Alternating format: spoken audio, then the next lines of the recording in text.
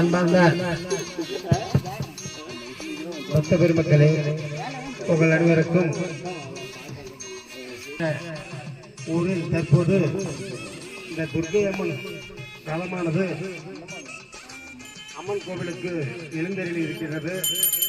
அங்கங்க இருக்கக்கூடிய பக்தர்கள் எல்லாம் உடனடியாக கோவிலுக்கு அம்மன் சன்னதிக்கு வந்து இந்த ரதத்தில் இருக்கக்கூடிய துர்க்கை அம்மனை வழிபாடு செய்ய வேண்டுமாய் உங்களை அன்போடு கேட்டுக்கொள்கின்றோம். இந்த ரதத்தில் இருக்கக்கூடிய துர்க்கை அம்மன் திருவுருவானது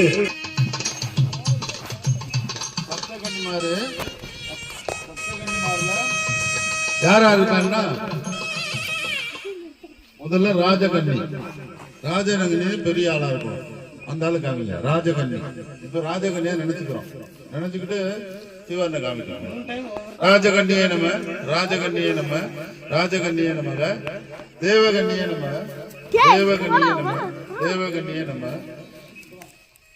நாககன்னியே நம்ம, நாககன்னியே நம்ம, நாககன்னியே நம்ம, கிரிகண்ணியே நம்ம, கிரிகண்ணியே நம்ம, கிரிகண்ணியே நம்ம, வனகண்ணியே நம்ம, வனகண்ணியே நம்ம, வனகண்ணியே நம்ம, சமுத்திரகண்ணியே நம்ம, சமுத்திரகண்ணியே நம்ம, சமுத்திரகண்ணியே நம்ம, அது பூமிகண்ணியே நம்ம, பூமிகண்ணியே நம்ம.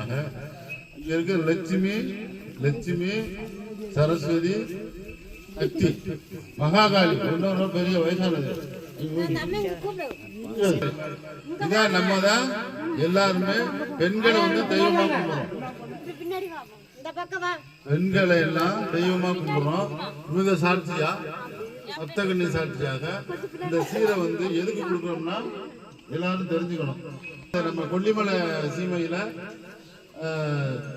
அபஸ்மாரம் சொல்லக்கூடிய திடீர் மரணங்கள், ஆக்சிடென்ட் ஆகுது, தூக்கு போட்டு செத்து போறான், வெட்டி கொண்டு போறானுங்க, புள்ளைய விட்டுட்டு அம்மா ஓடி போயிருது, எங்கேயாவது அப்பா ஓடி போயிடுறான், செத்து போயிடுறான், அந்த மாதிரிலாம் நிறைய நடக்கிறதுனால நம்ம தேவ பிரசன்னம் பார்த்ததுல கொல்லிமேலை சுற்றி 16 அம்மாமாருங்க இருக்கிறாங்க. அவங்க எல்லாருமே கொஞ்சம் மனசாபத்துல இருக்கிறதா சொல்றாங்க. மனசாபனம் என்ன? மனசு நிம்மதி இல்லாம இருக்கான். ஏன் நிம்மதி இல்லாம இருக்குன்னா, நம்ம வந்து 3 வருஷத்துக்கு ஒரு தடவை 2 வருஷத்துக்கு ஒரு தடவை தெய்வங்களுக்கு பூஜை பண்றோம். மீதி நாள் மூடியே கிடக்கு. மத்தி ஏதாவது ஊர் முழுவதும் கொஞ்சம் கொஞ்சம் என்னதானே ஏதோ நைவேத்தியம் வச்சு சாமி கும்பிட்டா ரொம்ப உத்தமம். அதோட இந்த பூசாரிகளுக்கெல்லாம் பயிற்சி கொடுக்குற வகுப்பு இருக்கு, அதுல சேர்ந்து படிச்சுக்கிட்டா 1000 ரூபாய் பென்ஷன் இது கிடைக்கும். அது நம்ம சொல்லிக் கொடுப்போம் என்னங்கிறது. ஏன்னா அந்த முறையோட ஐயர் சொல்லுது. அது மாதிரி இல்லாட்டினாலும் ஒரு சாமிக்கு அபிஷேகம் பண்ணும்போது என்ன வார்த்தை சொல்லணும்?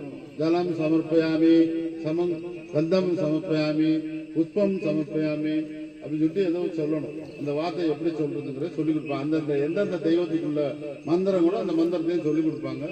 முடிஞ்சா அவங்களே சில அந்த மருந்தை அரைச்சி வச்சுக்கிட்டு இதுக்கே ஜெபம் பண்ணணும்.